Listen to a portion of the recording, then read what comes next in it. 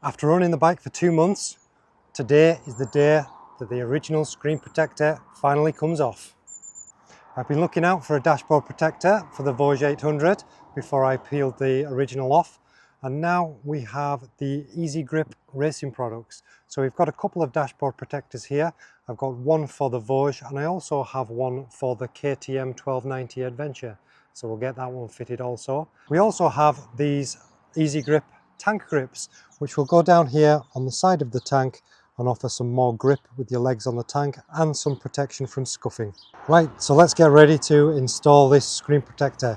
It does come with this bottle of soap, so we need to put some water in there and then give it a good clean. One thing I've noticed is a lot thinner than I expected. I was expecting like a mobile phone screen protector, like the glass ones, which are quite thick. This is a very thin sheet, so we need to be careful when we're fitting that we don't make a mess of it. It's a one shot, one time, I guess. This thing will be brand new under there. So the moment of truth, I'm going to peel it off and maybe just clean this corner where it's lifted ever so slightly and then get the new one fitted. I'm not sure if you can see that, but there's just a tiny little mark in this corner. So I'm just going to give that a rub and that's it. So that screen is pretty immaculate, so I'm not going to risk putting any dust or anything on it by giving it a rub. I'm just going to get the screen protector on right now. Right, the moment of truth. I've got the soap. It says squirt this on your fingers. It says squirt your fingertips, which I've done. I am very nervous about this. Then take the screen protector out. So let's read the instructions. It says, once happy with step 1 and 2, right, blah, blah, blah, blah, blah. Place the dashboard above its intended surface with the backing liner still on, making sure the shape is correct for your dashboard. It better be. Yep, okay. Once you're happy with steps 1 and 2, spray your fingers with the solution and slowly remove the fuel.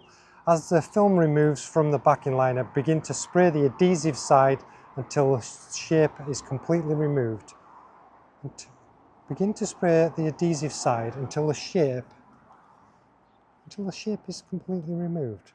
That makes no sense. And we've now got specs. We've got bloody specs on it. They came from the back of this. And now the lint's got specs on it. God damn it! It's like I'm statically charging it and it's just, bits are just dropping onto it. All the pain and the suffering. What am I going to do? Right, look at all those specs. Can you see them on the camera now? That's terrible. Get off. Ensure you have no specks of dust on the screen whilst using this static. This is going to turn into right balls up, I can tell. Right, even that has got specs on the back of it. Don't know if you can see that. That's got specs on it already, just as I peeled it off.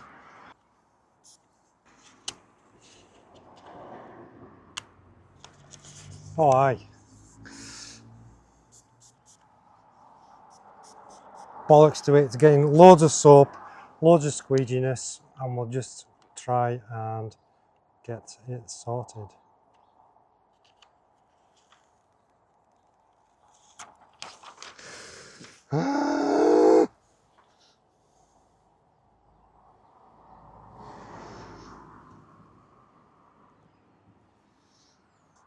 As you keep pushing the water to the edge, the film will stick into position. Make sure all the air bubbles are out.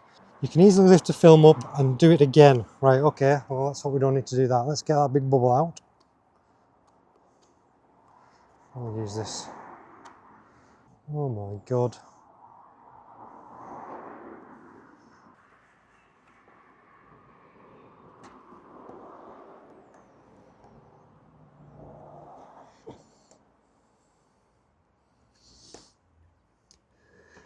Oh, it makes lots of anxiety doing this, I can tell you that. So fortunately I can still just move that ever so slightly. Oh, I can feel there's a speck of dust under there.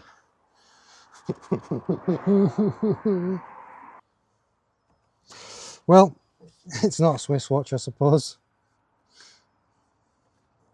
As you keep pushing the water to the edge, the film will begin to stick and sit in position. Make sure all the air bubbles are removed and you're happy with the film sitting on your dashboard. Well, it looks horrendous at the minute, but I am not convinced that this doesn't actually scratch the thing. Let's hope not. Right, I'm going to give that a dry off. You are absolutely joking. That is shocking. Well, that's the screen protector on and as clean and as dry as I can get it, but as you can see, it looks absolutely horrendous, especially in the sunlight compared to what it looked like before. So I don't really know what to do. That's me squeegeed all the bubbles out, but it just looks terrible. So I'm going to give that maybe another try. And if it's still no good, then we'll just have to call it a loss and either accept it like that or put it in the bin. That's it with the ignition on. I just don't think I can cope with that. It's going to have to come off. Right, I don't know whether to attempt to do that again. It said within 30 minutes, it's only been a few. This is going to go absolutely terribly, isn't it? This is going to end up in the bin 100%. See, the corner's probably going to misshape if I try and pull it from the corner like that.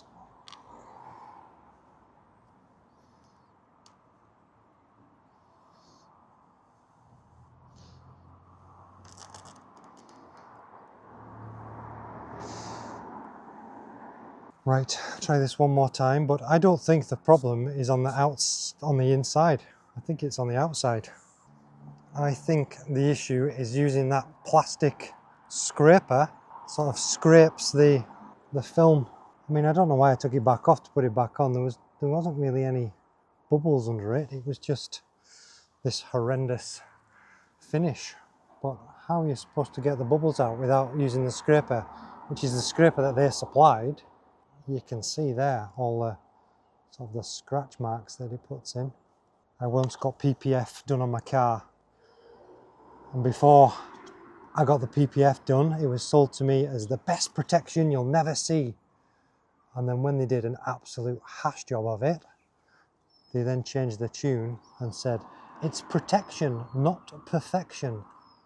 Anyway, try to forget about that. Well, I feel like that is the best job I can do of that. Right, I have some brand new microfiber towel here, so there's no way that should scratch this protector, otherwise it's pretty useless. So let's just try and give this the best clean we can. God's sake. Right. I think after this, it's just going to be a case of we just won't touch it.